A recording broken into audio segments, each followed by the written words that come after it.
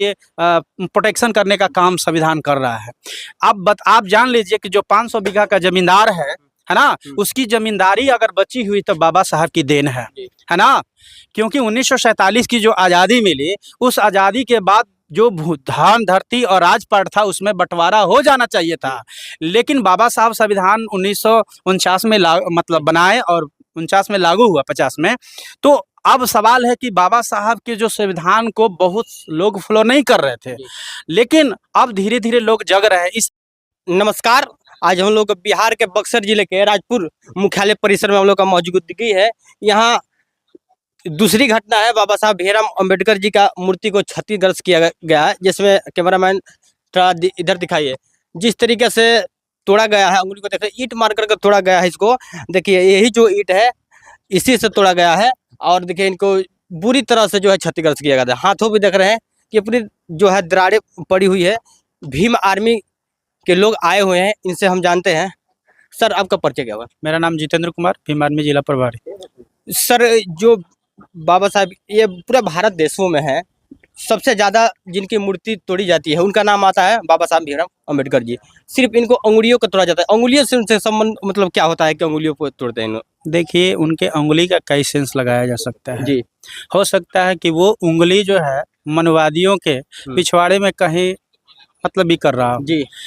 ये इनडायरेक्टली हम बोलते हैं। तो कहने का मतलब है कि जो सामंतवादी और मनवादी लोग हैं, बाबा साहब से चिड़ है कि जो समाज के लोग उनकी गुलामी करते थे, उनकी चाकरी करते थे, वो गुलाम हुआ करते थे। आज वही गुलाम लोग अपने हक अधिकार के लिए बाबा साहब के संविधान के बदौलत और संविधान में जो मौलिक अधिकार मिला हुआ है, उस अधिकार के बदौलत जो लड़कर अपने अधिकार ले रहे हैं, आज उनके लिए कांटा बन गए हैं ये समाज के दबे कुचले लोग। इसलिए बाबा साहब उनको दुश्मन के तौर पे देखते हैं। लेकिन मैं आपको आपके चैनल के माध्यम से एक बात बता देना चाहता हूं कि बाबा साहब ने जो संविधान लिखा और मौलिक अधिकार दिए, उसके साथ साथ समाज के सारे लोगों के लिए प्रोटेक्शन करने का काम संविधान कर रहा है।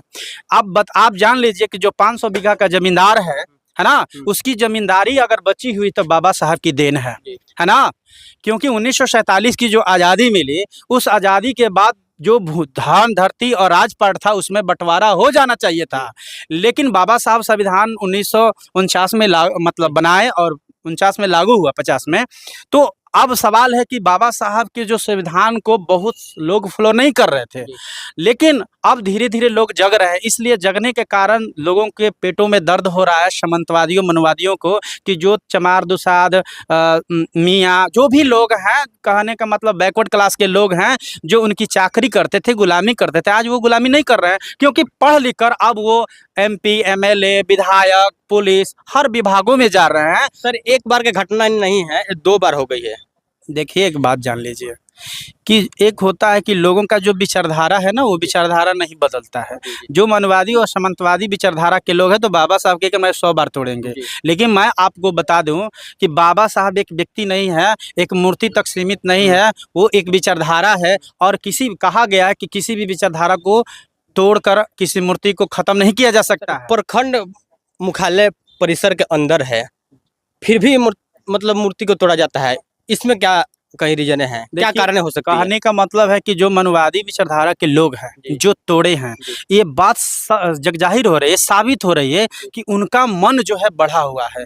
वो जो है अब इस चीज़ से इतर है, उनके अंदर डर नहीं है कि हमको किसी तरह का होगा। लेकिन प्रशासन को इस पर सख्त से सख्त एक्शन लेना चाहिए, वैसे लोगों को गिरफ्तार करके और उसको फांसी देना चाहिए, तब जाके इन लोग के अंदर डर होगा। क्योंकि आज एक बात जान लीजिए कि जब हमारे समाज के लोग अपने मान सम्मान अधिकार के लिए लड़ते हैं, तो वो पुलिस प्रशासन को भी देखा गया है व्यवहारिक तौर पे कि एक गरीब को अरेस्ट करने के लिए 20 बार उसके घर दरवाजे पर दौड़ के जाती है, लेकिन सामंतवादियों और मनवादियों के दरवाजे पर एक बार भी जाने का हिमाकत नहीं करती है, क्योंकि उससे डरते हैं प्रशासन के लोग। और प्रशासन के लोगों ये बात साफ हो रहा है कि यह कहीं ना कहीं प्रशासन भी वन साइडेड काम करती है, जिसके चलते इस तरह की घटनाएं होती है। नहीं तो बताइए कि आज एक आपको उदाहरण दे रहा हूँ, इसी क्षेत्र से छवांगुर थे और सुरेश थे। जी। जब उनके साथ जुल्म अत्याचार हुआ, शोषण हुआ, तो उन्होंने अपने सम्मान और अधिकार के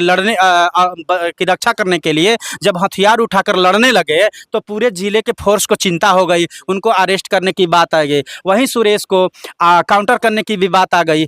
क्यों आती है भाई? वो एक दलित का बेटा जब अपने बाप की पगड़ी के लिए, स्वाभिमान के लिए लड़ता है मजबूर होकर, तो आप उसको अरेस्ट करने के लिए पूरे जिले की फोर्स लगा देते हैं। और बाबा साहब की मूर्ति 2 बार टूट गई, लेकिन प्रशासन के कान पे जूं नहीं रख रहा है।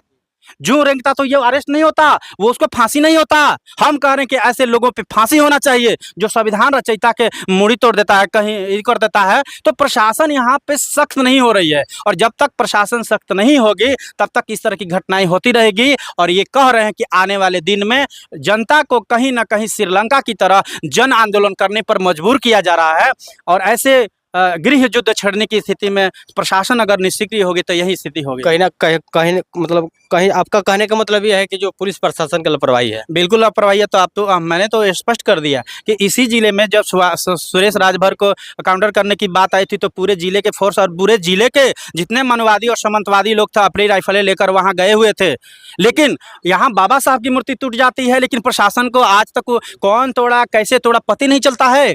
तो यहाँ पर प्रशासन की निष्क्रियता दिखाई स्पष्ट दे रही है, और प्रशासन को वैसे लोगों को चिन्हित करके उसको FIR करके उसको जेल भेज देना चाहिए, फांसी कर देना चाहिए। आपका परिचय सर? मैं भीम आर्मी जिला प्रभारी सह जिला प्रवक्ता। भीम आर्मी के अंदर बहुत सा आक्रोश है, कहने का